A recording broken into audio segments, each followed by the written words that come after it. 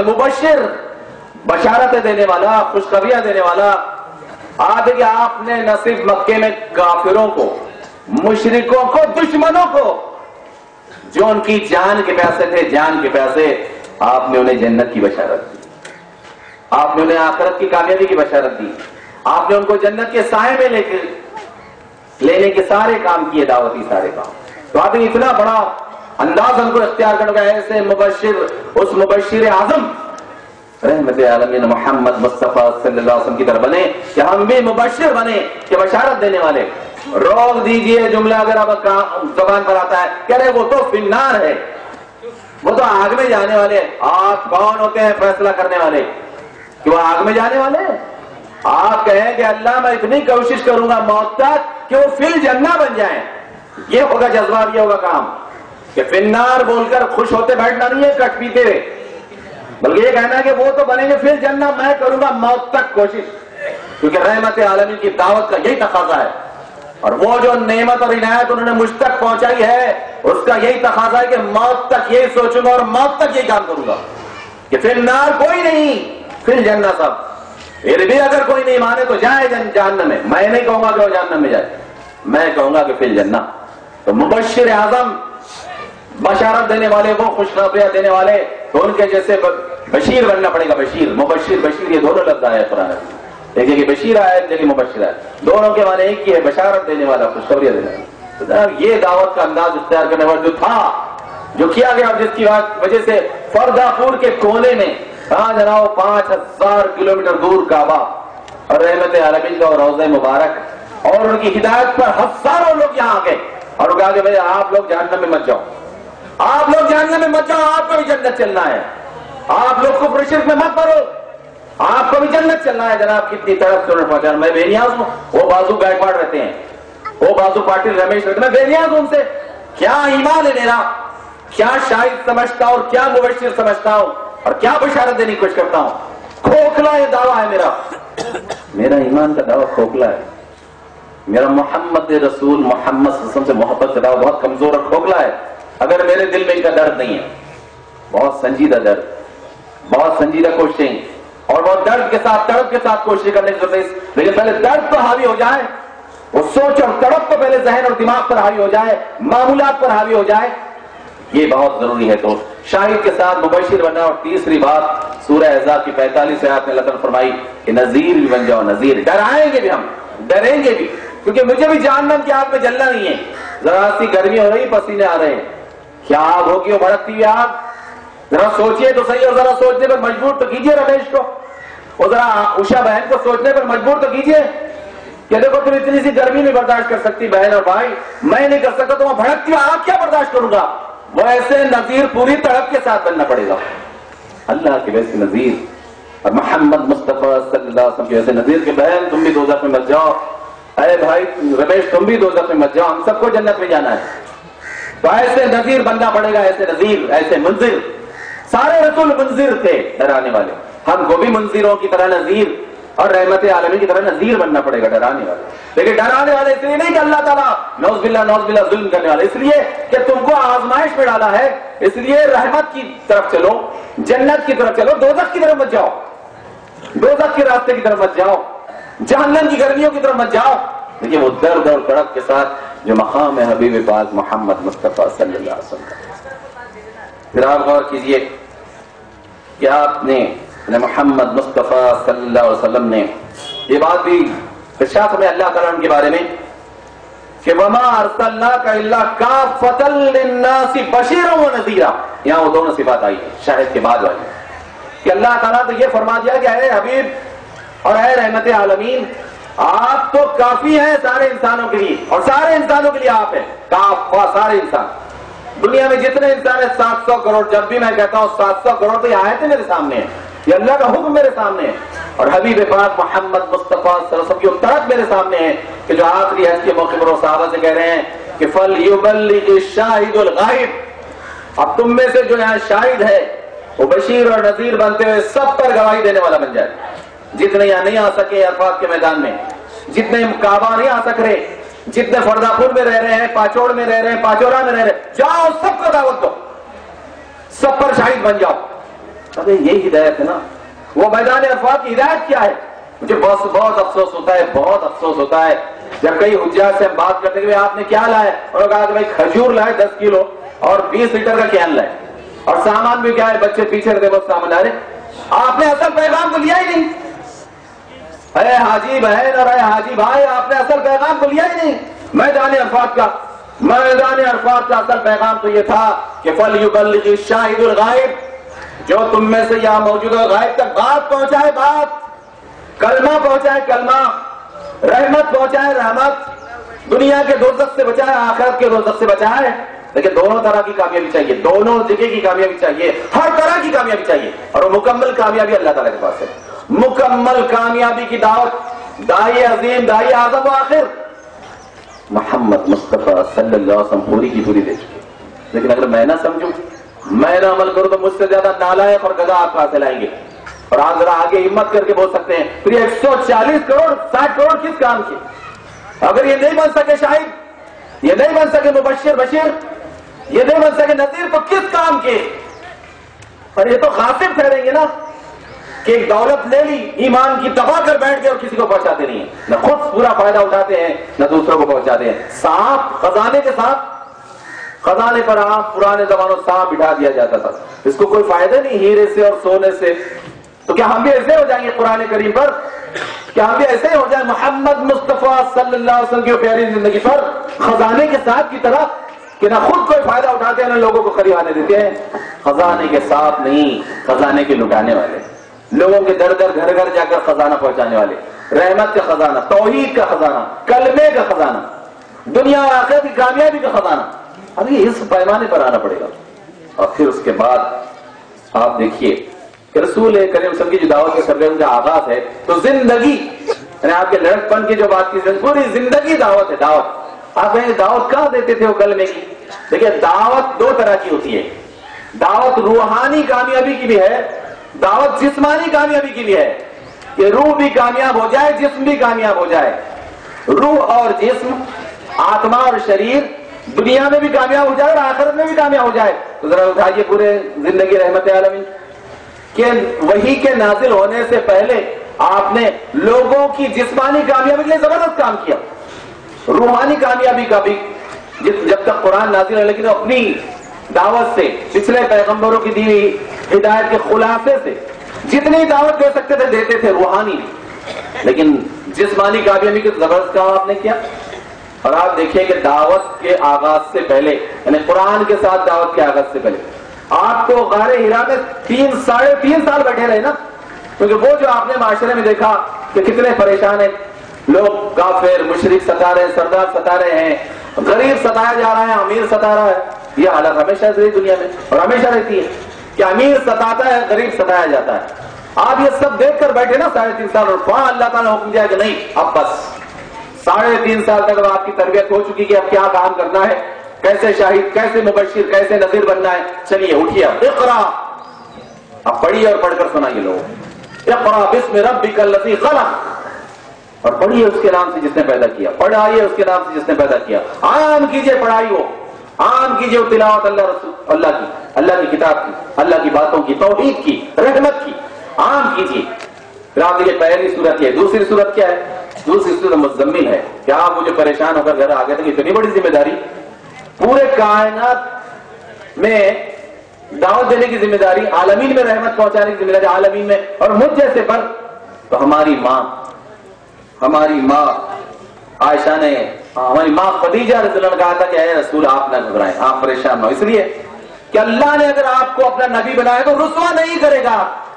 اب ذمہ داری اس کی ہے، اور آپ کو 5 کام، بہت بڑے بڑے کام پہلے سے کرتے آئے ہیں، لوگوں کی جسمانی رحمت کی کرتے آئے ہیں. وہ دعوت جو جاری تھی، ہماری ماں نے 5 باتیں جو بتائی تھی، اس میں پہلی بات بتائی تھی کہ دیکھیے آپ تو بڑے اچھے ہیں کہ اپنے رشتہ داروں کا حق ادا کرتے ہیں. دیکھیے رحمت سب سے پہلے رشتہ داروں کا حق، ماں باپ کے بعد. پھر ہماری ماں خدیجہ نے کہا تھا کہ دوسری جو رحمت کی دعوت آپ عملاً دے رہے تھے وہ یہ کہ آپ دوسروں کی مدد کرتے ہیں، کہ جتنی ہو سکے دوسروں کی مدد، بیوی بچوں اور رشتہ داروں کے بعد شہر کے لوگ، مکے کے لوگ، جتنا ہو سکے لوگوں کی مدد. جناب سب لوگ جانتے تھے مکے میں کہ سب کا اگر کوئی کام کر سکتا ہے کسی مکے میں، وہ ایک ہی آدمی ہے، محمد مصطفیٰ صلی اللہ علیہ وسلم. پورا مکہ جانتا تھا. پھر اس کے بعد تیسرا کام ہماری ماں نے بتایا، آپ تو مسافروں کو کھانا کھلاتے ہیں. کیا بات ہے، ابھی وحی کا آغاز نہیں ہوا، لیکن یہ تعارف عام ہے، یہ تعریف عام ہے، یہ کام عام ہے. وہ جو جسمانی رحمت کی دعوت ہے کہ آپ تو مسافروں کو کھانا کھلاتے ہیں. اور چوتھی بات، محتاجوں اور غریبوں کی مدد کرتے ہیں، لٹاتے ہیں اپنا سب کچھ. مدد کیا کرتے ہیں؟ لٹاتے ہیں. مدد تو اسے بولیں گے کہ آدمی نے کسی نے 10 روپے نکال دیا اور 100 روپے نکال دیا. رحمت عالمین مدد کرتے رہے تھے، مدد لٹاتے تھے، مدد لٹاتے تھے غریب اور محتاجوں پر. اور پانچویں بات ہماری ماں خدیجہ نے بتائی تھی، آپ ستائے ہوئے لوگوں کی مدد کرتے ہیں کہ کسی نے کسی کو ستایا ہے، کوئی مظلوم ہے، ظالم ہے تو ظالم کا ہاتھ پکڑو، روکو اسے، مظلوم کی مدد کرتے. یہ 5 صفات آگے. یہ رحمت ہے، جسمانی رحمت، سماجی رحمت، معاشرے کی رحمت. تو آپ دیکھیے قرآن کا نزول شروع ہونے سے پہلے بھی جو ہے رحمت عام تھی. تو رحمت دونوں طرح کی پہچان ہے ان کو، ایک تو روحانی عقیدے کی رحمت بھی اور دوسری جسمانی رحمت بھی. دونوں کام ساتھ ساتھ کرنا، یاد رکھیے. بہت گہرائی میں جائیے، میں کم وقتوں میں زیادہ ٹھیک سے بولنے پڑوں گا اور ویسے ہی بہت بدھو ہوں، لیکن آپ بہت غور کیجیے کہ دونوں رحمتیں عام کرنا پڑے گی، عقیدے اور روحانی رحمت کو بھی اور جسمانی رحمت کو بہت عام کرنا پڑے گا. پھر اس کے بعد آپ دیکھیں جیسے اللہ تعالیٰ نے حکم دیا اقرا کے ساتھ، تو دوسرا سورہ کون سا ہے کہ ترتیب کے حساب سے نازل ہوا دوسرا مزمل ہے، سورہ مزمل. سورہ مزمل میں کیا ہے؟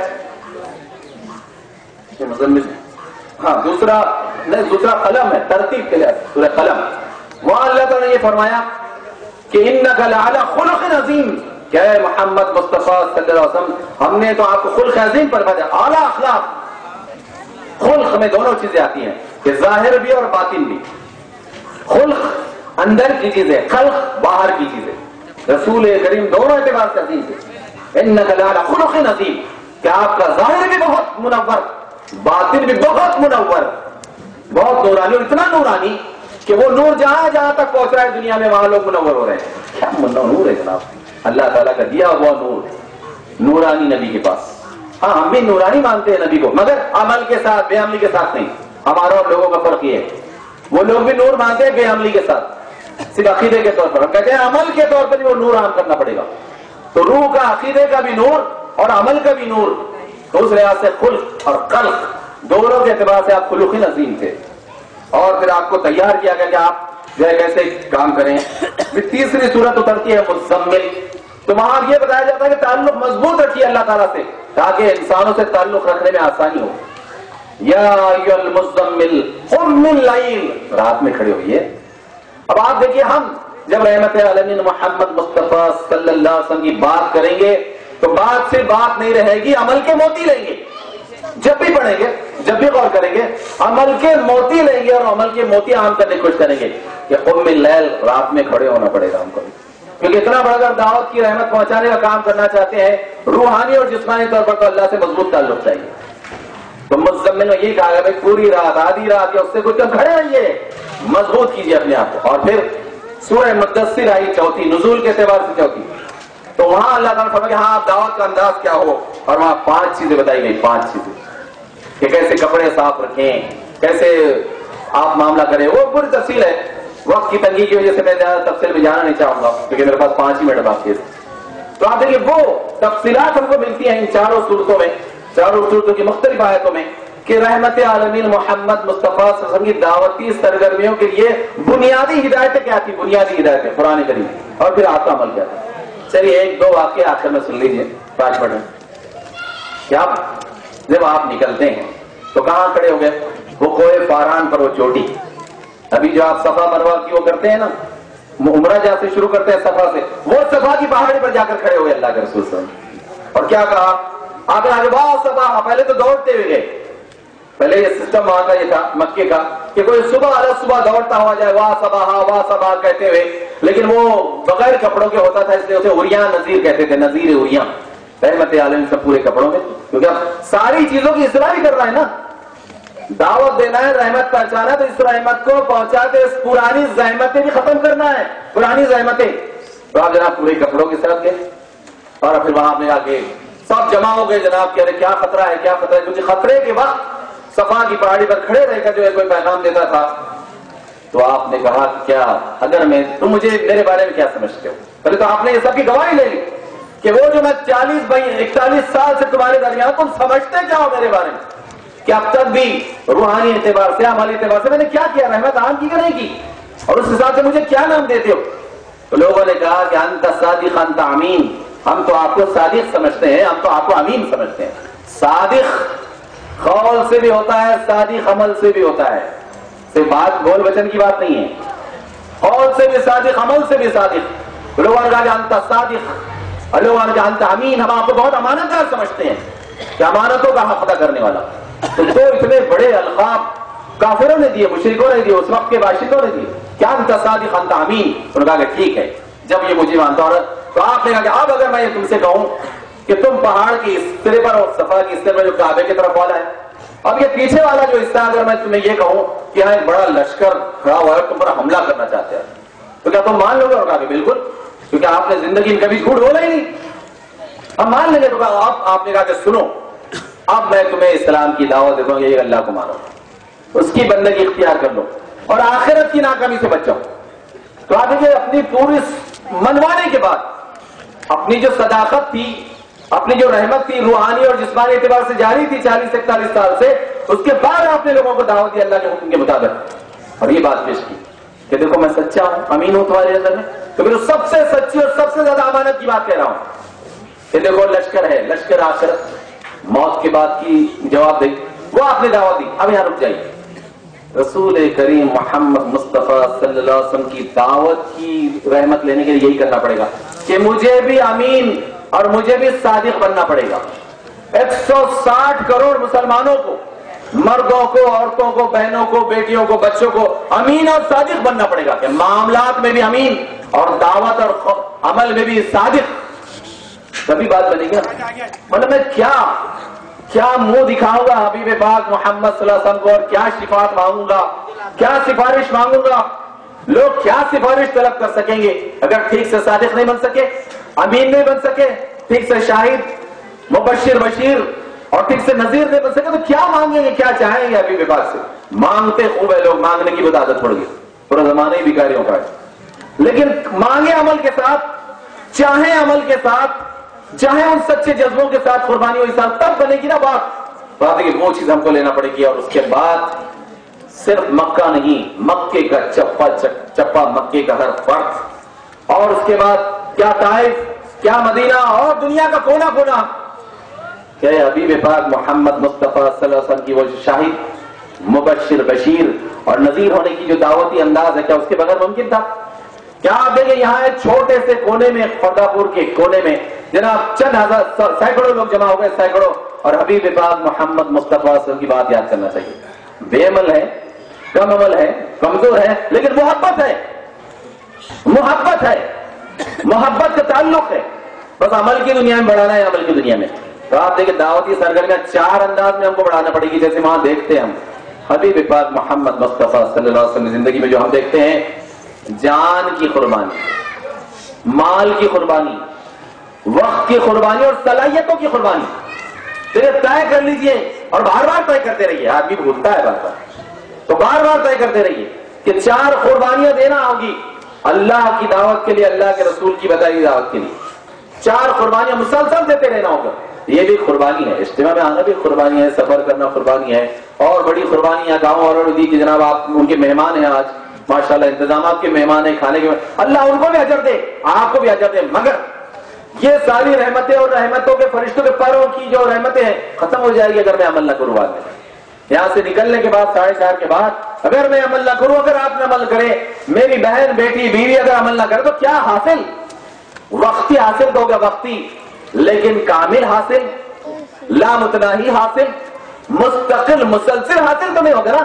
اور وہ تڑپ لے کر جانا ہے، وہ تڑپ لے کر اٹھنا ہے۔ ایسے کئی اجتماعات ہوں گے، کئی اجتماعات میں ہم جائیں گے اور ہر مرتبہ اپنے دل و دماغ کو منور کریں گے، منہ میز کریں گے، پابند کریں گے، چاقو چوبند کریں گے، چوکن نہ کریں گے کہ اللہ تعالیٰ خوب وقت کام لے، خوب کام لے، جان مال وقت صلاحیتوں کی قربانی اس دعوت کی رحمت خوب لے موت تک۔ اگر اس جذبے سے کم اگر کسی کا جذبہ ہے تو ذرا اس کو اپنے ایمان کا جائزہ لے لینا چاہیے، اگر اس سے کہیں کوئی کم جذبہ ہے تو جائزہ لینا چاہیے۔ اور آئیے آخر میں حبیب پاک صلی اللہ علیہ وسلم پھر درود و صلوات اس جذبے کے ساتھ لیتے ہیں کہ 4 چیزوں پر مستقل کام کرتے رہیں گے.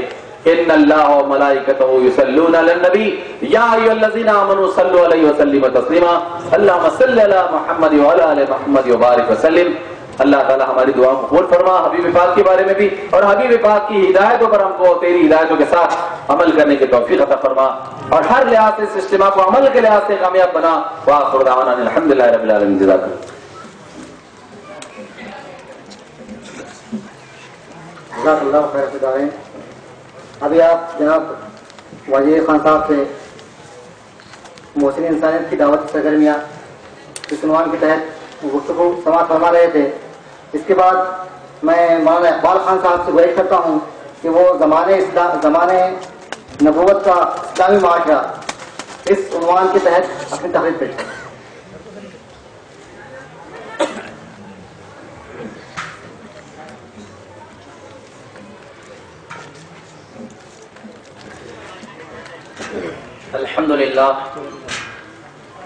الحمدللہ رب العالمین والصلاة والسلام علی رسولہ الامین. قال اللہ تبارک وتعالی فی القرآن المجید والفرقان الحمید. اعوذ باللہ من الشیطان الرجیم بسم اللہ الرحمن الرحیم. لقد من اللہ علی المؤمنین اذ بعث فیہم رسولا من انفسہم یتلو علیہم آیاتہ ویزکیہم ویعلمہم الکتاب والحکمہ وَإِن كَانُوا مِن قَبْلُ لَفِي ضَلَالٍ مُبِينٍ. صدق اللہ العظیم. اللہ تعالیٰ نے مومنین پر بہت بڑا احسان فرمایا کہ ان کے پاس انہی میں سے ایک رسول کو بھیجا جو ان پر کتاب اللہ کی آیات کی تلاوت کرتا ہے, ان کا تزکیہ کرتا ہے, انہیں کتاب اور حکمت کی تعلیم دیتا ہے. حالانکہ اس نبی کی بعثت سے پہلے یہی لوگ صریح گمراہی کے اندر پڑے ہوئے تھے. محترم ذمہ داران جماعت, رفقائے محترم, عزیز ماں اور بہنوں اور پیارے بچوں, السلام علیکم ورحمۃ اللہ وبرکاتہ. دنیا کے اندر جب بھی بگاڑ پیدا ہوا, لوگ راہ راست سے ہٹ کر جب جہالت کی راہوں میں ٹھوکریں کھانے لگے, خدا واحد کی پرستش کو چھوڑ کر معبودان باطل کی پرستش کرنے لگے, اللہ تعالیٰ کو رحم آیا. اور کیوں نہ رحم آئے اس مالک اور پروردگار کو کہ جس نے ماں کے پیٹ سے قبر کے پیٹ تک جہاں انسانیت کی بقا کے لیے غذا, ہوا, روشنی کا مکمل اور معقول انتظام کیا, اس پروردگار عالم نے انسانی روحانی ارتقاء کا انتظام کیا کہ انسانیت راہ راست پر آ جائے, انسانیت کو فلاح و فوز مل جائے. تو اللہ تعالیٰ نے اس کے لیے اپنی کتابوں کو نازل کیا اور اپنے انبیاء کرام کو مبعوث فرمایا. جیسا کہ اللہ کا فرمان ہے, وَإِن مِّنْ أُمَّةٍ إِلَّا خَلَا فِيهَا نَذِيرٌ. کوئی قوم ایسی نہیں گزری کہ جس میں ہم نے کوئی سمجھانے, بتانے اور ڈرانے والا نہ بھیج دیا ہو.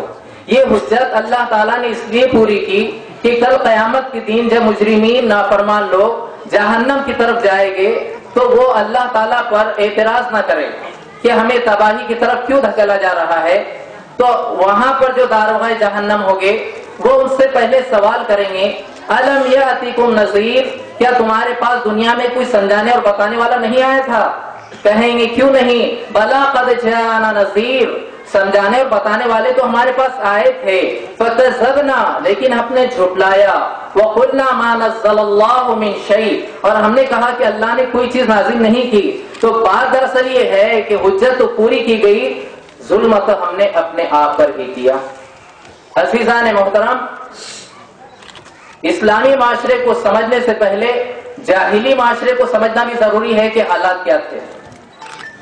آج سے 1400 سال پہلے جبکہ دنیا کفر اور شرک کے اندھیریوں میں بھٹک رہی تھی, انسان خدا تعالیٰ کو بھول چکا تھا، خدا کی ہدایت سے ناواقی پر خدا کی راہ سے ہٹا ہوا تھا،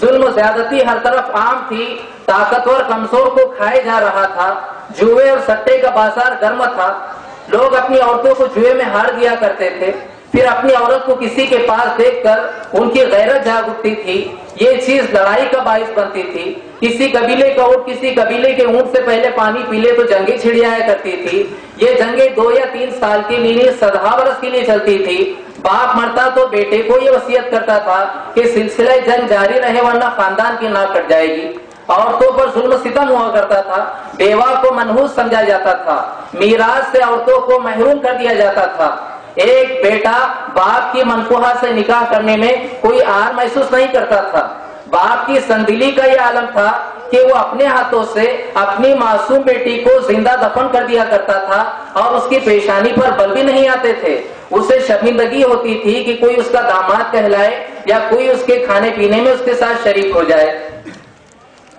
شراب کے متوالے تھے اور مرد تو مرد، عورتیں بھی شراب پینے کی عادی تھی، اس شخصوں کو بڑا معزز سمجھا جاتا تھا جس کے یہاں پر پرانی شراب میسر آتی تھی، خانے کعبہ کا ننگی حالت میں طواف کیا کرتے تھے، غلاموں کو جو ہے تو جانوروں سے زیادہ بدترین سلوک کیا کرتے تھے، غرض یہ کہ جرم کو جرم اور گناہ کو گناہ سمجھنے تک کا احساس لوگوں کے دل و دماغ سے ختم ہو چکا تھا۔ ایسی سنگ دل قوم کو راہ راست پہ لانے کے لیے اللہ رب العزت نے ایک نرم دل پیغمبر کو مبعوث فرمایا، اور آپ صلی اللہ علیہ وسلم نے بہت قلیل مدت میں اپنے اخلاق اور اپنے کردار سے ایک بڑی اکثریت کو راہ راست پر لا کر کھڑا کر دیا۔ اللہ تعالیٰ نے آپ صلی اللہ علیہ وسلم کے تعلق سے فرمایا ہے فَبِمَا رَحْمَةٍ مِّنَ اللَّهِ لِنْتَ لَهُمْ وَلَوْ كُنْتَ فَظًّا غَلِيظَ الْقَلْبِ لَانفَضُّوا مِنْ حَوْلِكَ، یہ اللہ کی رحمت ہے نبی کہ آپ ان کے لیے نرم دل واقع ہوئے ہو، اگر آپ ان کے لیے سنگ دل ہو جاتے تو یہ مجمع کبھی سے آپ کے پاس سے چھٹ گیا ہوتا۔ تو اللہ تعالیٰ کے تو انسانیت پر بہت زیادہ احسانات، جیسا کہ قرآن میں فرمایا قُلْ لَوْ كَانَ الْبَحْرُ مِدَادًا لِكَلِمَاتِ رَبِّي لَنَفِدَ الْبَحْرُ، تیرے رب کی تعریف کی کلمات کے لیے اگر سمندروں کو سیاہی بنا دیا جائے اور درختوں کے قلم بنا دیے جائے اور یہ جیسے اور سمندر لے آئے جائے لَنَفِدَ الْبَحْرُ، سمندر سوکھ جائے لیکن تیرے رب کی تعریف کے کلمات پورے نہیں ہو سکتے، جیسا کہ فرمایا وَإِن تَعُدُّوا نِعْمَةَ اللَّهِ لَا تُحْصُوهَا، اللہ کی اگر تم نعمتوں کو گننا چاہو تو نہیں گن سکو گے، لیکن سب سے بڑا احسان، سب سے بڑا کرم اللہ تعالیٰ نے جو انسانیت پر کیا وہ آپ صلی اللہ علیہ وسلم کو ہماری ہدایت اور رہنمائی کے لیے مبعوث فرمایا۔ وہ قوم جو سر کے بال سے لے کر پیر کے ناخن تک جاہلیت میں، عصبیت میں، گناہوں کے اندر پوری طرح لت پت ہو چکی تھی، اگر اس قوم کی ایک ایک غلطی کو بھی سدھارنے کی کوشش کی جاتی ایک عرصہ حیات لگ جاتا تھا اور باقی غلطیاں پھر ویسی کی ویسی رہ جاتی تھی۔ آپ صلی اللہ علیہ وسلم نے اللہ تعالیٰ کے حکم سے دعوت و تبلیغ کے کام کو صحیح رخ سے شروع کیا اور انسانیت کی طبیعت کے کفل پر آپ نے چابی لگائی، طبیعت انسانی کے کفر پر وقت کے رسول نے چابی لگائی۔ آپ نے پہلے لوگوں کے دلوں کو بدلا، دل بدلے تو جسم بدل گئے، جسم بدل گئے تو معاشرہ بدل گیا، معاشرہ بدلا تو پوری دنیا کے اندر نور ہی نور چمکنے لگا۔ آپ صلی اللہ علیہ وسلم نے کوہ صفا کی بلندیوں سے سب سے پہلے دلوں پر جو دستک دی وہ تھی یا ایھا الناس قولوا لا الہ الا اللہ، اے لوگو لا الہ الا اللہ کا اقرار کرو کامیاب ہو جاؤ گے۔ یہ کوئی طوطے کی طرح رٹا ہوا جملہ نہیں تھا جسے رٹا دیا گیا ہو، لا الہ ضرب است و کاری ضرب است، یہ وہ ضرب تھی جس نے یہ سمجھا دیا کہ اب معبودان باطل کی عبادت نہیں، ایک اللہ کی عبادت ہوگی، اب نفس کی پرستش نہیں اللہ کی پرستش ہوگی، بگڑے ہوئے معاشرے پر طریقے پہ نہیں چلنا ہے، اسلام کے طریقے پر اب چلنا ہے۔ یہ کلمے نے بتا دیا تھا کہ اب محبت اللہ ہی سے، فداکاری اللہ کے لیے، جان نثاری اللہ کے لیے، ڈر اور خوف اسی کا، امید و بیم اسی کی، تحمید اور تقدیس اسی کی، تحلیل اور تکبیر اسی کی، وہی حاجت روا وہی مشکل کشا، وہی فریاد رس، وہی داتا گنج، وہی غوث اعظم اور وہی کلی اختیارات کا مالک۔ نبی صلی اللہ علیہ وسلم نے آخرت کی جوابدہی کا خوف، جنت کی طلب، اللہ کی ملاقات، اللہ کا دیدار، اللہ کا قرب، جنت کی وسعتیں، ان تمام چیزوں کو صحابہ کرام میں ایسے کوٹ کوٹ کے بھر دیا تھا کہ دنیا کی ساری تکلیف اور مصیبتوں کو گوارا کرنا، انگیز کرنا ان کے لیے آسان ہو گیا تھا۔ مکی زندگی میں ذرا دیکھیے کیسے حالات سے دوچار ہے صحابہ کرام۔ یہ ابو فقی جوہنی ہے، ان کا آقا ہے صفوان، وہ ان کو مارتے مارتے تھک جاتا ہے، اور تھکنے کے بعد ایک موٹا سا نوجوان نظر آتا ہے، ایک موٹا سا شخص، تو کیا کہتا ہے؟ یہ ہے کہ ابو فقی تمہارا خدا؟ تو ابو فقی کہتے نہیں، تیرا بھی اور میرا بھی خدا صرف اللہ۔ پھر وہ ان کو مارتا ہے اور ان کے سینے کے اوپر چٹان رکھ دیتا ہے، یہاں تک کہ ان کی زبان باہر آ جاتی ہے۔ پھر وہ خاتون کہتی ہے میں دنیا کی ساری تکالیف کو انگیز کر سکتی ہوں، میں اسلام سے ذرہ برابر بھی ہٹ نہیں سکتی۔ پھر وہ دشمن خدا برچھا پھینک کر مارتا ہے جو آپ کے زیر ناف لگتا ہے، اور اسی میں آپ کی شہادت ہو جاتی ہے۔ اور یہ حضرت عبداللہ بن مسعود رضی اللہ تعالیٰ عنہ، کیا کردار ان کا کہ جب سورہ رحمان کا نزول ہوا تو نبی کریم صلی اللہ علیہ وسلم نے فرمایا کیا ہی اچھا ہوتا کہ کوئی مشرکین عرب کو قرآن کی آیتوں کو سناتا۔ تو عبداللہ مسعود رضی اللہ تعالیٰ عنہ کہتے ہیں یا رسول اللہ میں سناؤں گا، تو آپ کہتے ہیں نہیں، وہ تم کو بہت تکلیف دیں گے، تو کہتے نہیں، اور پھر دوڑ پڑے اور مشرکین عرب کی محفل میں گئے، اور حرم کے صحن کے اندر عبداللہ بن مسعود کی آواز گونجنے لگی، الرحمن علم القرآن خلق الانسان علمہ البیان۔ اور پھر آپ کو یہ سننے کے بعد اتنا مارا گیا کہ آپ لہو لہان ہو گئے۔ دوسرے دن پھر آپ پھر گئے، لوگوں نے کہا تمہیں معلوم نہیں کل کیا سلوک ہوا؟ کہا آپ تو میری نظروں میں اتنے گر گئے کہ میرے پاس ان کی کوئی حقیقت نہیں، اب دوبارہ پھر ان کو سناؤں گا۔ اور یہ ہے حضرت بلال رضی اللہ تعالیٰ عنہ، دوپہر کا وقت ہے، تپتی ہوئی ریت ہے، سینے پہ چٹان رکھی ہوئی ہے، کبھی مارا جا رہا ہے، کبھی گھسیٹا جا رہا ہے۔ تھکنے والے جب تھک جاتے ہیں اور پوچھتے ہیں اب کیا کہنا، کہتے احد، اللہ ایک ہے۔ خباب بن عرت رضی اللہ تعالیٰ عنہ، انہیں دہکتے ہوئے شعلوں پر لٹایا جا رہا ہے، اور ان کے بدن سے جو پانی نکل رہا ہے وہ پگھلتی ہوئی چربی سے انگارے بجھ رہے ہیں۔ حضرت عمر رضی اللہ تعالیٰ عنہ نے حضرت خباب کی جب پیٹھ کو دیکھا تھا تو آنسوؤں سے آنکھیں اشکبار ہو گئی تھی آپ کی۔ ایسے حالات میں اللہ تعالیٰ نے اسلامی معاشرے کے عزائم کو مستحکم کیا اور فرمایا الف لام میم احسب الناس ان یترکوا ان یقولوا آمنا وهم لا یفتنون۔ کیا لوگوں نے سمجھ رکھا ہے کہ وہ بس اتنا کہنے پر چھوڑ دیے جائیں گے کہ ہم ایمان لائے اور انہیں آزمایا نہیں جائے گا؟ حالانکہ تم سے پہلے لوگوں کو تو ہم آزمائش میں ڈال چکے ہیں۔ تو معلوم یہ ہوا کہ ایمان لانے کے بعد آزمائش لازم و ملزوم ہے۔ اللہ تعالیٰ فرماتا ہے کہ ہماری رضا، ہمارا دیدار، ہمارا قرب، ہماری جنتیں اتنی آسان نہیں ہے کہ یوں ہی تم نے طوطے کی طرح کلمہ پڑھا اور جنت میں داخل ہو گئے، نہیں، بلکہ ہم تمہیں آزمائیں گے، تمہیں چھیک کریں گے، ہماری خاطر تمہیں وطن سے بے وطن ہونا پڑے گا، ہماری خاطر تمہیں پسند کو ناپسند اور ناپسند کو پسند بنانا پڑے گا، تب کہیں جا کر پتا چلے گا کہ تم اپنے دعوے کے اندر کتنے سچے ہو۔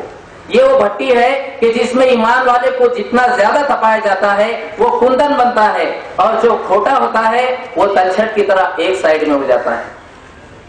انہوں نے جب اپنے قائد کو دیکھا کہ قائد کہتا ہے کہ تم میرے پیروں میں اگر سونے چاندی کے زیورات بھی رکھ دو، تم مجھے سردار بھی بنا لو، تم مجھے خوبصورت لڑکی بھی دے دو، مجھے اس سے کوئی مطلب نہیں، اگر تم میرے ایک ہاتھ پر چاند اور دوسرے پر سورج بھی رکھ دو، میں اپنے ایمان سے اور اپنے مشن سے پھرنے والا نہیں۔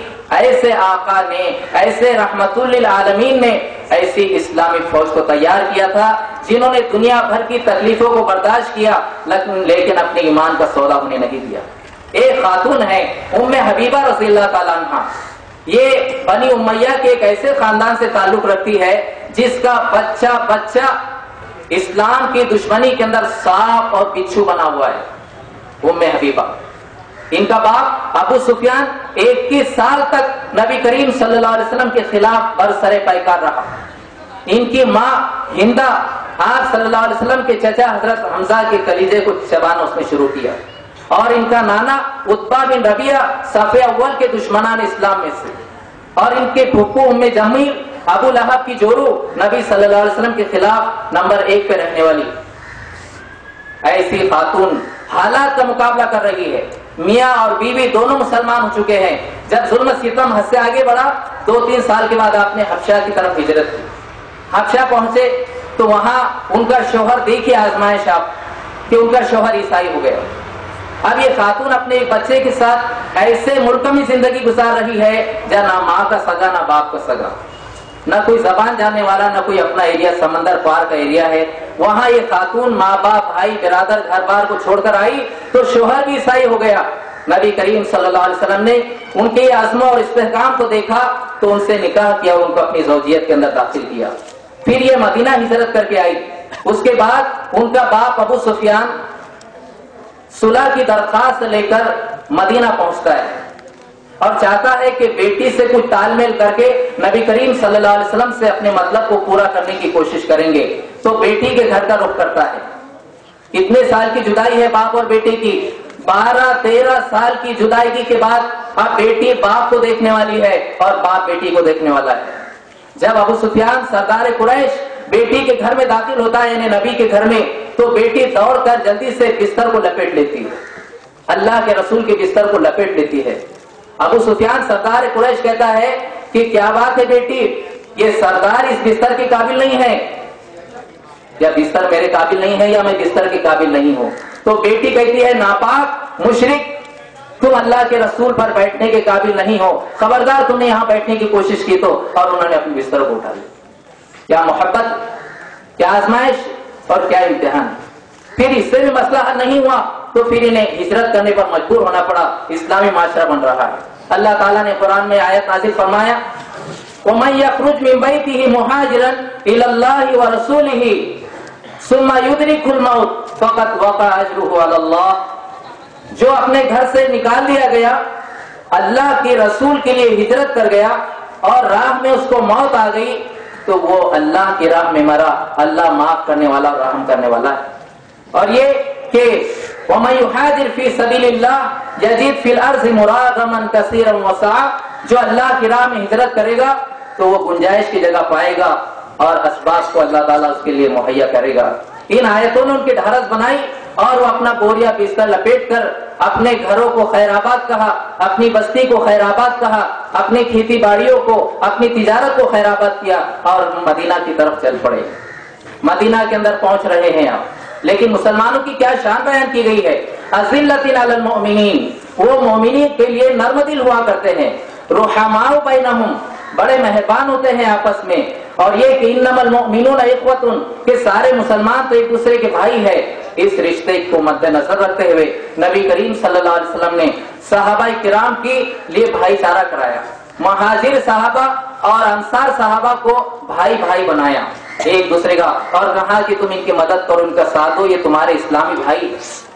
اب یہ وہ مسلمان مدینہ کے جو کبھی عصبیت کا شکار تھے، جو کبھی کسی کو خاطر میں نہیں لاتے تھے، جو کبھی اپنے خاندان پر فخر کیا کرتے تھے، جو کبھی کسی کی ترچھی نگاہ برداشت نہیں کر سکتے تھے، انہوں نے اجنبی لوگوں کو جو اسلام کے نام پر آئے تھے اپنے سینے سے لگایا، کہنے لگے اے ہمارے اسلامی بھائی، میرے پاس 2 دکانیں ہیں، ایک دکان تم لے لو، میرے پاس 2 مکان ہیں، ایک مکان تم لے لو، میرے پاس 2 باغات ہیں، ایک باغ تم لے لو۔ اور عبد الرحمن بن عوف رضی اللہ عنہ کا بھائی چارہ اللہ کے رسول نے سعد بن ربیع رضی اللہ تعالیٰ عنہ سے کیا، تو سعد بن ربیع رضی اللہ تعالیٰ عنہ عبد الرحمن بن عوف سے کہتے ہیں کہ اے میرے اسلامی بھائی، میرے پاس 2 بیویاں ہیں، آپ کہو تو میں ایک بیوی کو طلاق دے دیتا ہوں، آپ ان سے نکاح کر لیجیے۔ تاریخ کے اندر ایسے نمونے اخوت اور محبت کے مل ہی نہیں سکتے۔ یہ صرف اور اخوت اور محبت اور بھائی چارہ ہی نہیں تھا، یہ دنیا سے عصبیت کا خاتمہ تھا ہمیشہ کے لیے۔ اس رشتے کو نبھانے کے لیے نبی کریم صلی اللہ علیہ وسلم صحابہ کرام کی تربیت کر رہے ہیں۔ فرماتے ہیں کہ مسلمان وہ ہے جس کے ہاتھ اور زبان سے دوسرا مسلمان بھائی محفوظ ہو۔ فرمایا کہ کسی مسلمان کے لیے جائز نہیں 3 دن سے زیادہ اپنے بھائی سے تعلقات کو توڑے رکھے۔ فرمایا کسی مسلمان کے لیے جائز نہیں کہ اپنے بھائی کی طرف ایسی نگاہ سے بھی دیکھے جس سے اس کو تکلیف پہنچ جائے. اور پھر صحابہ کرام نے اس رشتے کو نبھایا. ایک بار ایسا ہوا کہ ایک بڑے خاندان کے صحابی نے حضرت بلال کو جذبات میں آ کر کہہ دیا، او کالی ماں کے کالے بیٹے. یہ بات حضرت بلال کو ذرا تکلیف دہ معلوم ہوئی. نبی کریم صلی اللہ علیہ وسلم کی خدمت میں انہوں نے شکایت کی، یا رسول اللہ فلاں شخص نے مجھے اس طرح تانا دیا ہے. نبی کریم صلی اللہ علیہ وسلم نے ان کو طلب کیا اور کہا تم نے بلال سے اور ایسا ویسا کہا، کیا ابھی جاہلیت کی خوشبو تمہارے دل و دماغ سے نہیں نکلی؟ کیا ابھی عصبیت تمہارے اندر باقی ہے؟ وہ صحابی کو اپنی غلطی کا احساس ہوا تو انہوں نے ایسا نہیں کہا ٹھیک ہے آئندہ میں خیال رکھوں گا، نہیں، بلکہ وہ اسی وقت حضرت بلال رضی اللہ تعالیٰ عنہ کے گھر کی طرف روانہ ہوئے. دستک دی، کون؟ میں. کیسے آنا ہوا؟ میں نے کل جو آپ کے شان میں گستاخی کیا ہے مجھے اس کا احساس ہوا ہے. آپ دو باتوں میں سے میں تمہیں ایک بات کا اختیار دے رہا ہوں، کہ کوئی ایک پر میرا عمل کر دیجیے، دونوں میں سے کوئی ایک کام کیجیے. یا تو اللہ کے لیے مجھے معاف کر دیجیے، یا تو اللہ کا واسطہ دے رہا ہوں مجھے معاف کر دیجئے، یا اپنے پیروں سے میرے سر کو کچل دیجئے تاکہ میرے دل و دماغ سے جاہلانہ عصبیت کا ہمیشہ کے لیے خاتمہ ہو جائے. عزیزان محترم، نبی کریم صلی اللہ علیہ وسلم نے صحابہ کرام کی اس انداز میں تربیت کی، المال والبنون زینۃ الحیات الدنیا والباقیات الصالحات خیر عند ربک ثوابا وخیر عملا. کہ مال اور یہ دنیا بے حقیقت ہے، یہ عارضی اور وقتی چمک اور دمک ہے. لوگوں، باقی رہنے والے اعمال ثواب اور اجر کے اعتبار سے کئی زیادہ بہتر ہے. کبھی فرمایا کہ دنیا اس کا گھر ہے جس کا آخرت میں کوئی گھر نہیں، اور اس کے وہی جمع کرتا ہے جس کو عقل نہیں. کبھی فرمایا کہ لوگوں، یہ دنیا کی بہاریں تمہیں دھوکے میں نہ ڈال دے. کبھی فرمایا کہ لوگوں، باقی رہنے والی زندگی کو فانی رہنے والی زندگی پر ترجیح دو. یہ چیزیں صحابہ کرام کے دل و دماغ میں ایسی رسی بسی کہ دنیا ان کے سامنے بے حقیقت ہو کر رہ گئی. آیت کا نزول ہوتا ہے، من ذا الذی یقرض اللہ قرضا حسنا. کون ہے جو اللہ تعالیٰ کو قرض حسنا دے تو اللہ تعالیٰ اس کو بڑا چڑھا کر عطا کرے. ایک صحابی ابو دحدہ رضی اللہ تعالیٰ عنہ حاضر ہوتے ہیں، یا رسول اللہ میرا باغ ہے، کھجوروں سے لدا ہوا ہے، کیا اللہ قرض حسنا مانگتا ہے؟ ہاں، میں نے اپنے باغ کو اللہ کے لیے قرض حسنا دے دیا. واپس آئے، باہر کھڑے ہوئے کیونکہ باغ تو دے دیا نا اللہ کے لیے. بیوی کو کہا بال بچوں کو لے کر باہر آ جاؤ، یہ باغ میں نے اللہ کے لیے دیا ہے. آیت نازل ہوتی ہے، لن تنالوا البر حتى تنفقوا مما تحبون. تم میں سے کوئی شخص کامل مومن نہیں ہو سکتا یا فلاح کو نہیں پہنچ سکتا جب تک کہ اپنی محبوب چیز خدا کی محبت پر قربان نہ کر دے. ایک صحابی آتے ہیں، یا رسول اللہ محبوب چیز کی قربانی چاہتا ہے. کہا کہ ہاں، میرا گھوڑا مجھے بہت پسند ہے یا رسول اللہ کی راہ میں وقف کر رہا ہوں. ایک صحابی آئے، کہنے لگے میری جو کنیز ہے، باندی ہے، مجھے اس سے بے انتہا محبت ہے، بڑی حسین و خوبصورت ہے. اللہ محبوب چیز کو مانگتا ہے، میں اس باندی کو اللہ کی راہ میں آزاد کرتا ہوں. ایک صحابی آتے ہیں، یا اللہ، یا رسول اللہ، کیا اللہ ہم سے محبوب چیز مانگتا ہے؟ ہاں، تو میرا باغ ہے بیرہا جس میں آپ بھی کئی بار تشریف فرما ہوئے یا رسول اللہ. 600 کھجوروں کے درخت ہے، میں نے اپنی محبوب چیز کو اللہ کی محبت پر دیا یا رسول اللہ. تو معلوم یہ ہوا، ہر وہ چیز جس کی محبت انسان کے دل میں اتنی رچ بس جائے جسے وہ خدا کی محبت پر قربان نہ کر سکے، وہ بت ہے. بت جب تک کہ آدمی اسے پاش نہ کر دے، فلاح و فوز کے راستے اس کے لیے نہیں کھل سکتے. یہ ہے حضرت ربیعہ بن کعب رضی اللہ تعالیٰ عنہ، خادم خاص ہے نبی صلی اللہ علیہ وسلم کے. رات کو اٹھتے ہیں، اللہ کے رسول کی خدمت میں کھڑے ہوئے ہیں، وضو کا پانی دے رہے ہیں، جانماز بچھا رہے ہیں.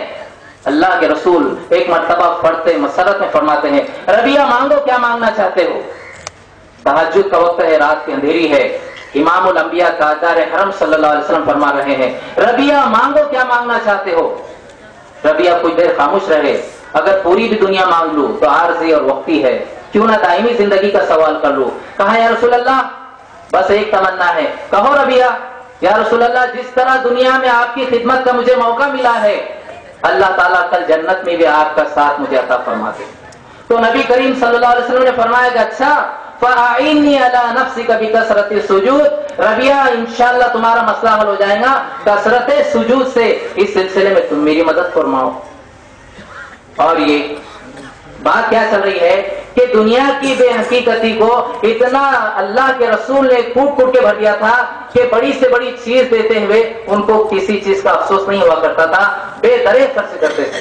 حضرت عثمان رضی اللہ تعالیٰ عنہ کا مال آیا مدینہ کے اندر ایسے وقت میں جبکہ دشکال پڑا ہوا ہے اور اونٹوں پر لگ کر مال آیا ہوا ہے، بڑے بڑے تاجر جمع ہوئے بولیاں بول رہے ہیں، ہر ایک بڑھ چڑھ کر بولی بول رہا ہے، آپ خاموش ہے، آپ خاموش ہے، بولیاں بڑھتی جا رہی ہے۔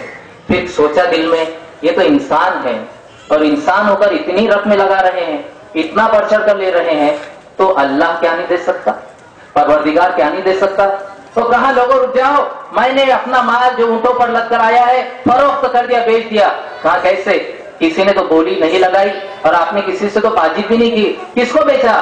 کہا میں نے اپنا مال اس ذات کو بیچ دیا جو تم سے بہتر انداز میں اس کو انعام اور اکرام سے نواز سکتی ہے، میں نے اپنا سارا مال مدینہ کے غریبوں، یتیموں اور مسکینوں کی نظر کر دیا۔ عزیزان محترم، یہ وہ معاشرہ تھا کہ جس میں برائیوں کا نام و نشان نہیں تھا، خرابیوں کا نام نشان نہیں تھا، دلوں میں کپٹ، جلن، حسد، بغض، عداوت نہیں تھی، دل آئینے کی طرح صاف تھے، کوئی سی آئی ڈی نہیں تھا، کوئی پولیس آفیسر نہیں تھا، کوئی چیک کرنے والا نہیں تھا، ہر وقت اللہ کا ڈر، اللہ کا خوف، جواب دہی کا احساس آنکھوں کے سامنے تھا۔ ماعز اسلمی سے زنا کا صدور ہو گیا، کسی نے نہیں دیکھا، خود آئے اللہ کے رسول صلی اللہ علیہ وسلم کے پاس، مجھے پاک کر دیجئے، مجھ سے زنا ہوا ہے۔ اللہ کے رسول چہرہ پھیر لیتے ہیں، کل آنا جاؤ۔ دوسرے دن آتے ہیں، مجھے پاک کیجئے، مجھ سے غلطی ہوئی، جاؤ بعد میں آنا۔ تیسرے دن پھر آتے ہیں، مجھے پاک کیجئے یا رسول اللہ، مجھ سے غلطی ہو گئی۔ آپ رشتے داروں سے پوچھتے ہیں کیا ان کے دماغ وغیرہ میں کوئی فطور تو نہیں ہے، کیا کبھی ان پر ایسا کوئی جذبہ تو نہیں طاری ہو جاتا ہے کہ اپنی غلطی کا اعتراف کر رہے ناحق؟ کہا نہیں، ہم نے تو ان کو اچھائی کی سوا ان کے اندر کوئی بات نہیں دیکھی۔ تو پھر اللہ کے رسول صلی اللہ علیہ وسلم نے چوتھے سے کہا کہ ان کو زمین میں آگا گاڑو اور پھر سنسار کر دو۔ اور جب سنسار کیا گیا تو ان کے خون کے کچھ قطرے خالد بن ولید رضی اللہ تعالیٰ عنہ کے بدن پر آئے تو کہنے لگے ہائے اس ناپاک کا خون۔ تو اس وقت نبی کریم صلی اللہ علیہ وسلم نے فرمایا خالد کیا خیال ہے تمہارا اس شخص کے بارے میں جس نے ایسی سچی توبہ کی ہے کہ مدینہ کے 40 سے 70 گنہگاروں کی طرف سے جو توبہ کر لے تو ان کے گناہوں کو معاف کر دیا جائے۔ جو جان مانگے تو جان دیں گے اور جو مال مانگو تو مال دیں گے، مگر یہ ہم سے نہ ہو سکے گا نبی کا جاہ و جلال دے دے۔ یہ تو مال کی بات تھی۔ اللہ تعالیٰ نے جب قرآن کی آیت نازل کیا ان اللہ اشتری من المؤمنین انفسهم واموالهم بان لهم الجنہ، کہ اللہ تعالیٰ نے مومنین کے جان اور مال کو جنت کے بدلے خرید لیا ہے، تو صحابہ نے کہا ہم تو بک گئے، ہم تو بک گئے، بکی ہوئی چیز نہیں بک سکتی، آپ اللہ کے علاوہ ہم کسی کے نہیں، آپ نفس کی اطاعت نہیں، بگڑے ہوئے معاشرے کی اطاعت نہیں، اور آپ بتوں کی بھی پرستش نہیں، آپ تو ہم اللہ کے ہو گئے، ہمارا کچھ ہے ہی نہیں۔ اور پھر آواز دی گئی کہ لوگوں اللہ کے دین کی سربلندی کے لیے تم نے اب تک وقت تو دیا تھا اور مال بھی دیا تھا، اور آپ جان کی ضرورت ہے، جان دینے کے لیے آگے بڑھو، جان دینے کے لیے آگے بڑھ رہے ہیں۔ کون ہے یہ؟ انس بن نضر۔ کیا ہوا؟ جنگ احد کا موقع ہے، اللہ کے رسول کی شہادت کی جھوٹی خبر پھیل گئی، صحابہ ہاتھ پر ہاتھ دھرے بیٹھے ہیں۔ انس بن نضر آئے، کہنے لگے ہاتھ پر ہاتھ دھرے کیوں بیٹھے ہو؟ میدان جنگ میں ہونا؟ کہا اللہ کے رسول کی شہادت ہو گئی نا، اب لڑکے کیا کریں گے؟ کہا لڑکے کیا کریں گے تو جی کر بھی کیا کریں گے؟ تمہیں سمجھ ہی نہیں آتا کہ جس مشن پہ اللہ کے رسول نے اپنی جان دے دی تم بھی اس کے اوپر جان دے دو؟ اور کہنے لگو دیکھو مجھے احد کی طرف سے جنت کی خوشبو آ رہی ہے، اور دوڑے اور میدان کے اندر کودے اور اتنا لڑے کہ شہید ہو گئے۔ جب ان کی ناش کو دیکھا گیا 80 سے زیادہ زخم تھے، لاش پہچانی نہیں جا رہی تھی، ان کی بہن نے انگلیوں کے پورے سے پہچانا، اور یہ سعد بن ربیع ہے۔ حضرت زید بن ثابت رضی اللہ عنہ کہتے ہیں نبی کریم صلی اللہ علیہ وسلم نے مجھ سے کہا کون ہے جو سعد بن ربیع کی خبر لائے اور مجھ سے ملاقات کر کے ان کو میرا سلام کہے؟ زید بن ثابت کہتے میں نے کہا میں ہوں۔ میں میدان جنگ میں گیا اور میں ان کو سعد بن ربیع کو تلاش کرنے لگا تو ایک جگہ مجھے کراہتے ہوئے ملے، زخموں سے نڈال ہے، تقریباً 40 سے زیادہ زخم ان کے بدن پر ہے۔ میں ان کے پاس گیا، میں نے ان سے کہا اللہ کے رسول آپ کی خیریت پوچھتے ہیں، اللہ کے رسول نے آپ کو سلام کہا ہے اور پوچھا ہے تم اپنے آپ کو کس حال میں پاتے ہو؟ سعد بن ربیع کہتے ہیں میرے نبی کو بھی میرا سلام کہنا اور کہنا کہ میں جنت کی خوشبو کو محسوس کر رہا ہوں، اور ہاں میری قوم انصار سے جا کے کہہ دینا کہ اگر اللہ کے رسول کو ذرا بھی دھکا پہنچا اس حال میں کہ تمہاری ایک آنکھ بھی گردش کر رہی ہے تو تم کل اللہ کے دربار میں عذر پیش کرنے کے قابل نہیں ہو. عذر نہیں پیش کر میری قوم سے. اور پھر ان کی گردن ڈھلک گئی اور وہ شہید ہو گئے. اور یہ ایک صحابی ہے، ان کی نئی شادی ہوئی اور بیوی سے ہم آغوش ہے، حنزلہ بیوی سے ہم آغوش ہے. آواز لگی میدان جہاد کی طرف دوڑو، اور میں جنگ کی آواز لگ رہی، میں نویلی دلہن کے ساتھ ہم آغوش ہوں، ایسا نہیں ہو سکتا. بیوی سے ہٹ گئے، لیکن غسل جنابت بھی کرنا ہے، لیکن اتنا ٹائم نہیں میرے پاس. اور پھر میدان جہاد کے اندر دوڑ پڑے. اسی حالت میں بھی غسل بھی نہیں کیا، تلوار نکالے، صفوں کو چیرتے ہوئے آگے بڑھے، ابو سفیان کو نشانے پر لیے. قریب تھا کہ بھرپور وار ابو سفیان کے سر پر پڑتا، لیکن پیچھے سے شداد بن اوس نے ان پر حملہ کیا اور یہ شہید ہو گئے. لاشوں کو ڈھونڈا جا رہا ہے، ایک لاش زمین کے اوپر ہے، پانی ٹپک رہا ہے. صحابہ نے پوچھا یہ کیا ماجرا ہے؟ اللہ کے رسول نے ان کی بیوی کو بلایا، کہا بات کیا ہے، کس حال میں آئے تھے؟ کہا یا رسول اللہ وہ میرے ساتھ ہم آغوش تھے، غسل کی حاجت تھی لیکن وہ منادی کی آواز پہ دوڑ پڑے، انہوں نے غسل بند نہیں کیا تھا. تو اللہ کے رسول نے فرمایا اللہ نے ان کو یہ فرشتوں کو روانہ کیا اور فرشتوں نے حنزلہ کو غسل دیا. حنزلہ غسیل الملائکہ ہے، یعنی جنہیں فرشتوں نے غسل دیا ہے. عزیزان محترم، یہ مصعب بن عمیر ہے. کون مصعب بن عمیر؟ جن کا صبح کا لباس الگ، شام کا لباس الگ، صبح کی سواری الگ، شام کی سواری الگ. بڑا اپنے خاندان کا نام نہاد رکھنے والا چشم و چراغ ہے یہ. لیکن اسلام کی جب حقانیت ان کے دل میں آ گئی، اسلام قبول کر لیا، میدان جہاد میں گئے اور شہید ہو گئے. ایک موٹا کمبل تھا، کفن دینے کے لیے جب سر کو چھپاتے تو پیر کھلتے ہیں، پیر کو چھپاتے تو سر کھلتا ہے. نبی صلی اللہ علیہ وسلم ان کے ناش کی طرف دیکھ رہے، ان کی لاش کی طرف دیکھ رہے تو فرمایا کہ پیروں پر گھاس ڈال دو اور ان کی کمبل کو سر کی طرف سے کر دو. اللہ کے رسول کی آنکھوں کے سامنے ان کا پہلا لاڈ اور پیار کا وہ دور بھی تھا اور اب دنیا سے جانے کا یہ منظر تھا. تو نبی صلی اللہ علیہ وسلم کی آنکھیں اشکبار ہو چکی تھی کہ یہ نوجوان کس حال میں دنیا سے جا رہا ہے. تو جان کی قربانی مانگی گئی، جان بھی دے دی. اس سلسلے میں کبھی غفلت ہوئی، کوتاہی ہوئی تو آزمائش سے دو چار بھی ہوئے. غزوہ تبوک کا موقع آیا، اللہ کے رسول صلی اللہ علیہ وسلم نے فرمایا چلو اور تیاری کرو جان مال اور وقت کے ساتھ. تو 3 صحابہ میں ایک صحابی کہتے ہیں کہ میں نے سوچا کہ میں پھر میری سواری تیز ہے بعد میں مل جاؤں گا، میری سواری تیز ہے بعد میں جاؤں گا. کل کرتے یہ ہوا کہ لشکر روانہ ہو گیا تو میں نے سوچا کہ میں کل جاؤں گا کیونکہ میری سواری تیز ہے.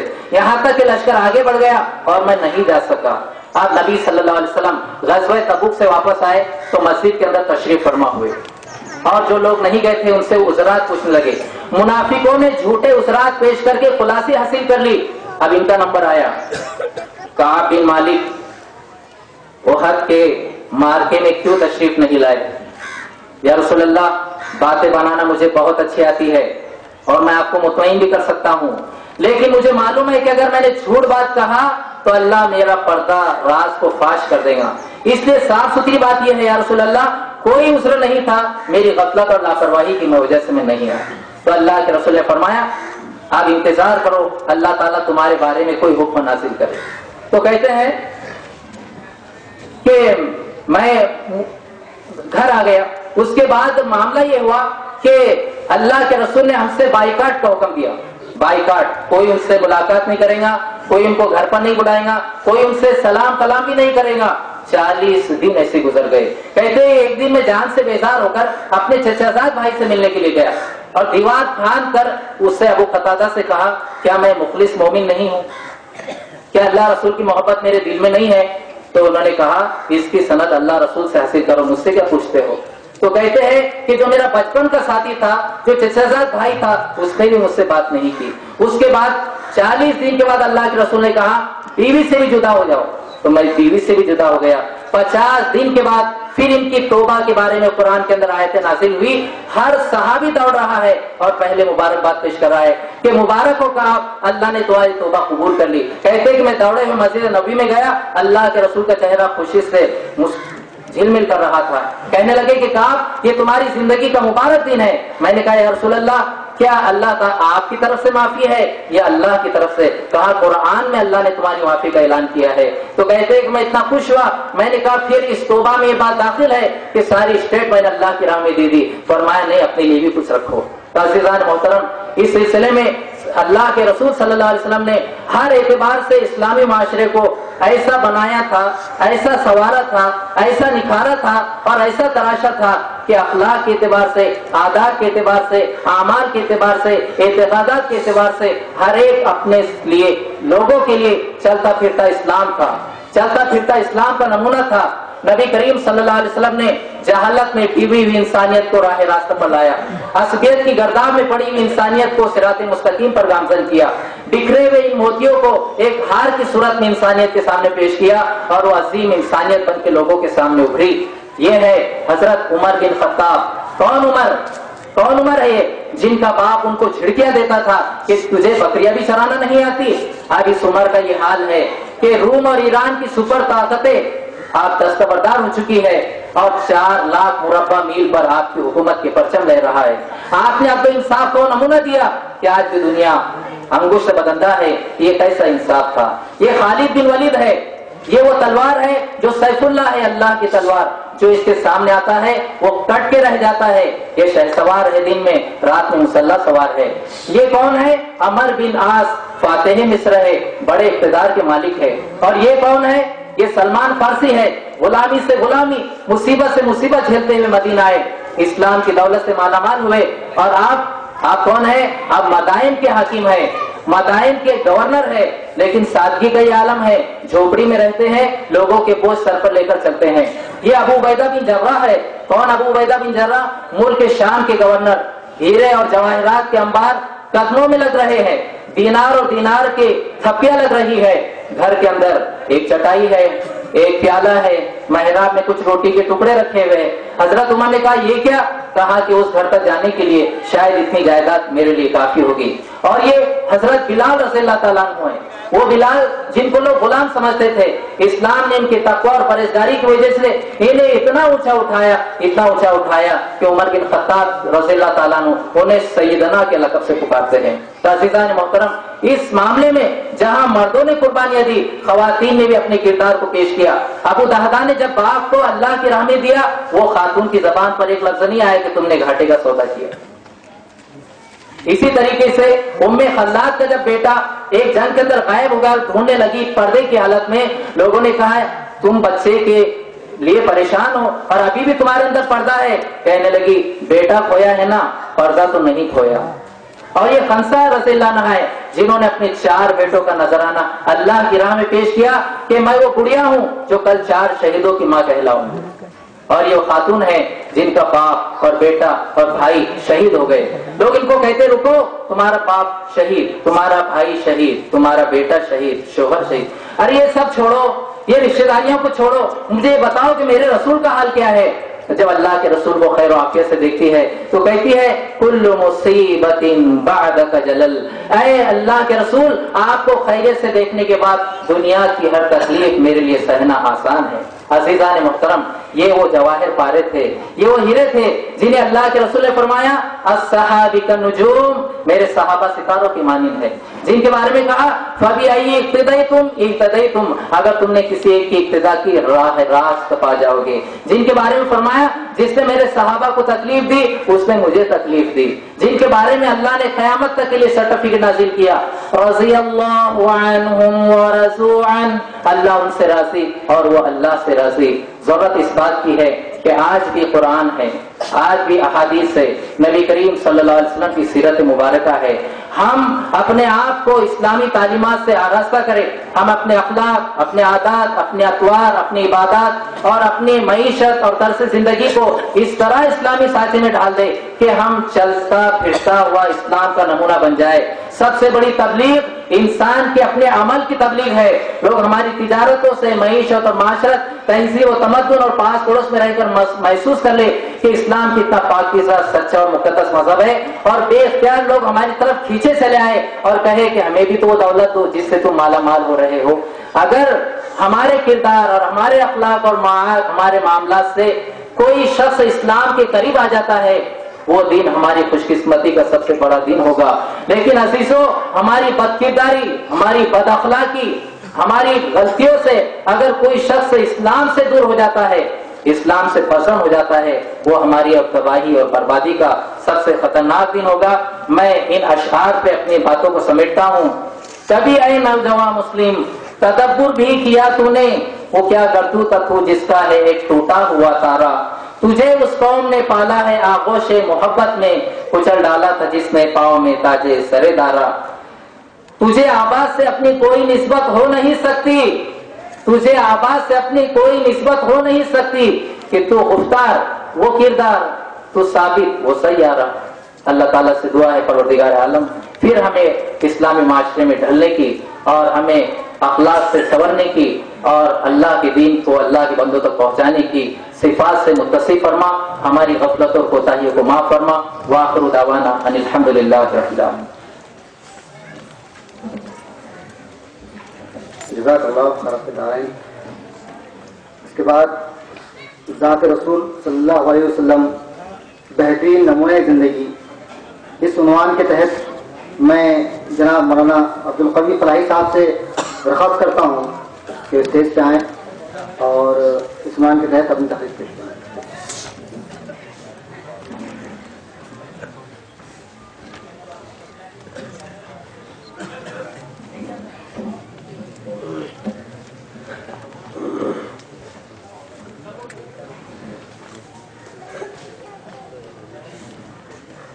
إن الحمد لله نحمده ونستعينه ونستغفره ونؤمن به ونتوكل عليه ونعوذ بالله من شرور أنفسنا ومن سيئات أعمالنا. من يهده الله فلا مضل له ومن يضلله فلا هادي له. ونشهد أن لا إله إلا الله وحده لا شريك له ونشهد أن سيدنا محمدا عبده ورسوله أرسله الله إلى الناس كافة بشيرا ونذيرا وداعيا إلى الله بإذنه وسراجا منيرا. وصلى الله عليه وسلم تسليما كثيرا كثيرا وعلى آله وأصحابه الكرام البررة. أما بعد, قال الله تعالى في كلامه المجيد والفرقان الحميد: أعوذ بالله من الشيطان الرجيم, بسم الله الرحمن الرحيم. لقد كان لكم في رسول الله أسوة حسنة لمن كان يرجو الله واليوم الآخر وذكر الله كثيرا. صدق الله العلي العظيم. رب اشرح لي صدري ويسر لي أمري واحلل عقدة من لساني يفقهوا قولي. رب يسر ولا تعسر وتمم بالخير. اسٹیج پر تشریف فرما ناظم ضلع, معاون ناظم ضلع محترم مولانا اقبال احمد خان صاحب, ہمارے مربی اور مشفق مشتاق احمد قادری صاحب, دیگر احباب, یہاں اس اجتماع میں حاضر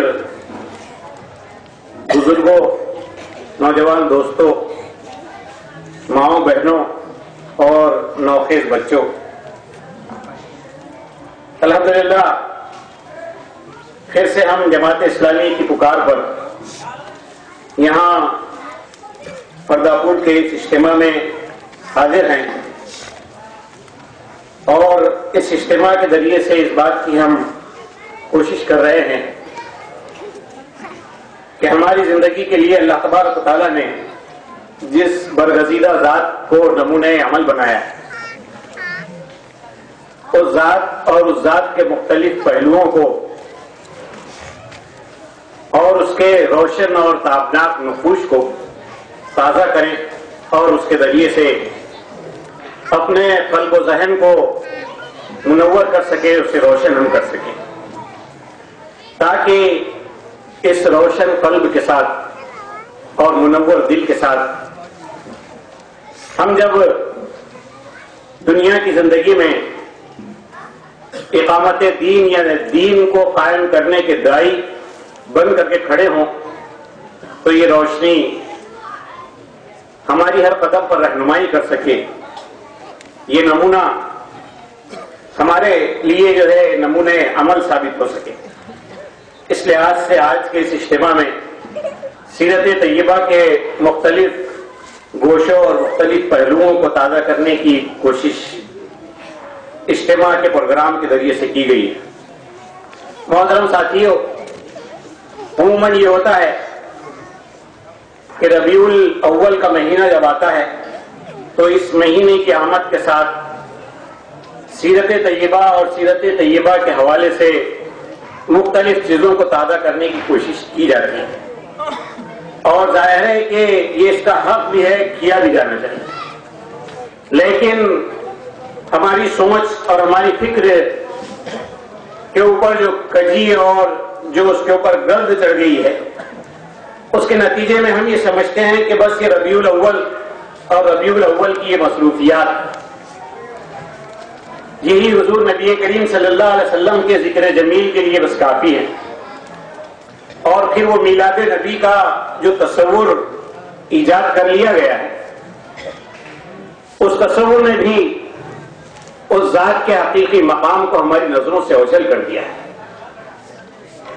اور دنیا نے جیسے سمجھا اور ہم نے جس انداز میں اس کو سمجھا، ہم بس یہی سمجھتے ہیں کہ 12 ربیع الاول یا 9 ربیع الاول یا اس کے اور کوئی تاریخ اور اس کے کچھ مخصوص ایام میں حضور نبی کریم صلی اللہ علیہ وسلم کی سیرت طیبہ اور اس کے واقعات اور واقعات کی کچھ تفسیرات، کچھ ناموں اور کچھ تواریخ کو جو ہے تازہ کر لیا جائے، اور یہی بس سیرت کی یاد کرنے کا حق۔ ظاہر ہے کہ یہ فکر ہماری اسلام سے میچ نہیں ہے، اس کا کوئی مطابقت دین اسلام سے نہیں۔ جس ذات گرامی کو اللہ تبارک و تعالیٰ نے ہمارے لیے نمونہ عمل قرار دیا ہو، جس ذات گرامی کو نمونہ عمل قرار دے کر کے آخرت کی کامیابی کا انحصار جس پر رکھا ہو، جس ذات گرامی کے ساتھ ہماری وابستگی ہماری نجات کا ذریعہ ہو، جس ذات گرامی کے نقوش قدم، ان کی زندگی کے آثار، ان کی ہدایات، ان کی تعلیمات، انہوں نے زندگی گزارنے کے جو اصول اور جو ضابطے ہمارے سامنے رکھے ہیں، اس ذات گرامی کے ساتھ ہمارا یہ لگا بندہ اور وقتی قسم کا تعلق، ظاہر ہے کہ اس تعلق کا ایک بوڑھا مذاق ہے، یا اس تعلق کے ساتھ ایک بڑا جو ہے معمولی سا رویہ اختیار کرنا ہے۔ ہمیں جو ہے حضور نبی کریم صلی اللہ علیہ وسلم کی سیرت طیبہ کے حوالے سے اس بات کو اپنے سامنے ہر وقت تازہ رکھنے کی ضرورت ہے کہ ذات رسول صلی اللہ علیہ وسلم ہماری زندگی کے روز و شب، ہماری زندگی کے اتار چڑھاؤ، اس کے نشیب و فراز، ہماری زندگی اور زندگی کے مختلف مرحلے، ہماری جوانی اور جوانی کی رعنائیاں، ہماری زندگی اور زندگی کی کلفتیں اور اس کی مصیبتیں، ہماری زندگی اور زندگی میں ہمارے کرنے کے کاموں کے دوران، ہمارا گھر اور ہمارے گھر میں ہماری گھریلو زندگی، ہمارا معاشرہ اور معاشرے میں ہماری معاشرتی زندگی، ہماری مسجد اور مسجد میں ہماری مذہبی زندگی، ہمارا اپنا طرز عمل اور ہمارا اپنا طرز گفتار